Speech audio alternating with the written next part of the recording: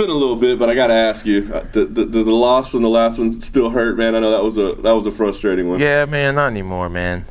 You know, I was frustrated for shorter than you'd think. You know, I mean, you know, I spoke to Thiago right after, his coach Mike Brown right after. They were like, yeah, we didn't win that one. You know, and I talked to everyone backstage, all the staff. They felt shitty. They felt terrible.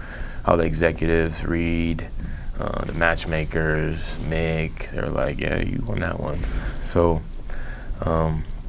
you know, it is what it is. And I know I won as a man, like what I did for my confidence and what I can do. I mean, I let him get back in the fight in a second. But the third, I did what I had to do, showed some wrestling, showed some grappling that I could do. And it's just a confidence builder. And I also told them, hey, let me get back in there. Put me in there. And to be fighting, I want to say 10 weeks later, is the fastest turnaround I've ever had since I was an amateur.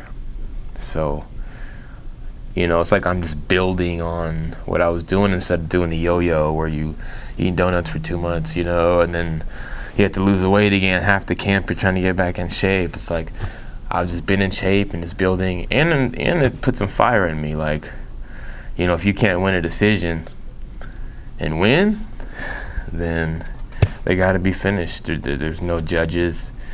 So my whole mentality is finish everything, and that's what's going to happen on Saturday.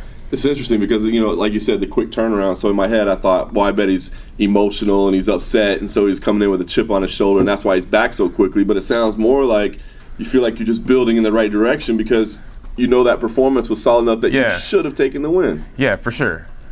For sure. You know, it's you know, it's weird for an opponent to be like, yeah, you beat me just now, you know. But I knew I did. Like, even when they were saying the scores, I had no doubt that I won that fight. Like, you know, I've lost fights, you know. Curtis was just up here. I've lost fights that were a takedown away, a punch difference. You know what I mean? One punch differential is going to lose you the fight. And then, you know, I had the highest striking differential on the card, 29, you know. My only injury, I came out unscathed. My only injury was a collarbone injury from landing so many shots. So I came out healthy, you know. So I'm glad they put me on this card. It's a striker's card, man. Striker's card at Atlanta, hot Atlanta. And I'm excited to be here, especially a pay-per-view too, you know. Those don't come around too often. Nice. You know, you look at the road that you had in the UFC, man, the names and the people that you fought, like really one of the toughest journeys I can think of for anybody. How do you look at that? I mean, do you go back and say, man, I wish I would have taken some different fights along the way, or is it a situation where you go, man, I've tested myself against the best, I know where I need to be? I mean, how do you look back on your journey? Forged in the fire, man. I've always had tough fights. Even when my debut was against Colby Covington, you know, that was, I mean, he fucked me up, you know. But that was like a mental thing for me. But after that, you know, I beat the Ultimate Fighter winner, fought Dos Santos, put him down twice. No one's even hurt him or anything. You know, I made these mistakes in these fights. He's number 13 now. Curtis, you know, he went to the hospital after we fought. He was just ranked. Mike Perry was ranked. So I'm beating these guys. And it's like I said, Curtis and Eliza, I mean, they were so close. So close fights.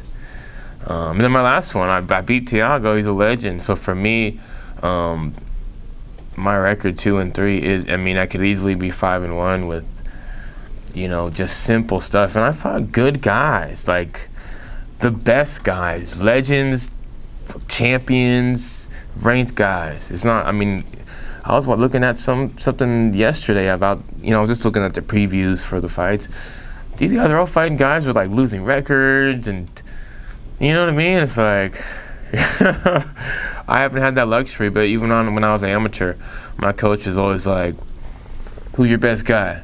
Oh, we got a guy for him. I've never fought, you know, my first, you know, all my fights have been against the best guys, and I've been a champion my whole career, so I've always fought the best guy. So, you know, I'm used to it. I wouldn't like it any other way. I wouldn't fight some bum, some scrub. There's no honor in that. There's no there's nothing in beating some bum.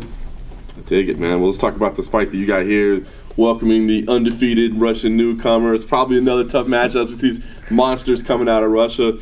Well, what do you know about this guy? And did you know anything about him when you said yes, or have you learned about him since? Yeah, I know the guy. I actually got to spar with the guy at Extreme Couture.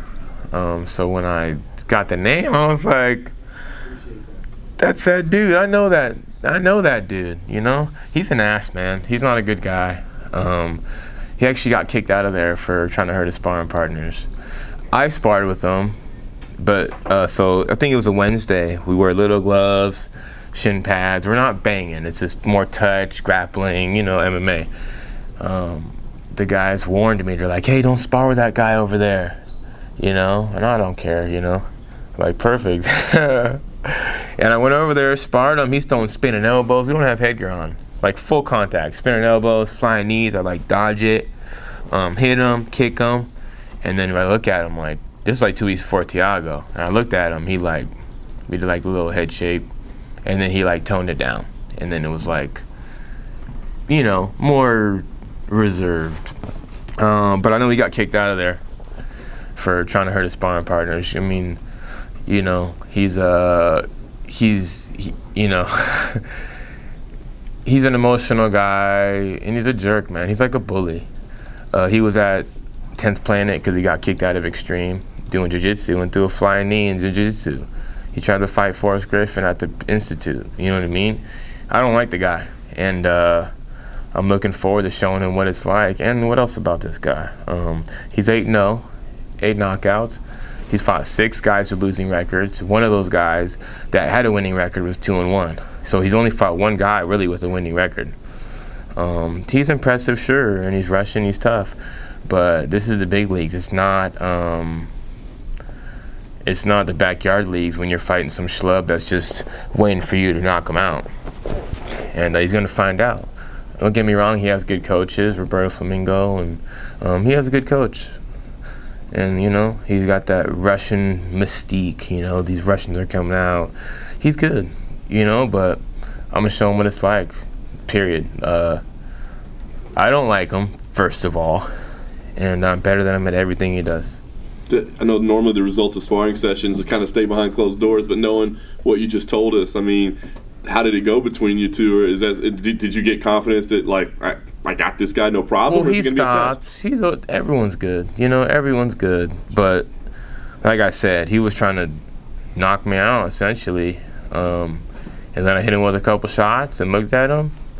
And then it was like understanding, like, okay, we're not going to go that hard. Very nice.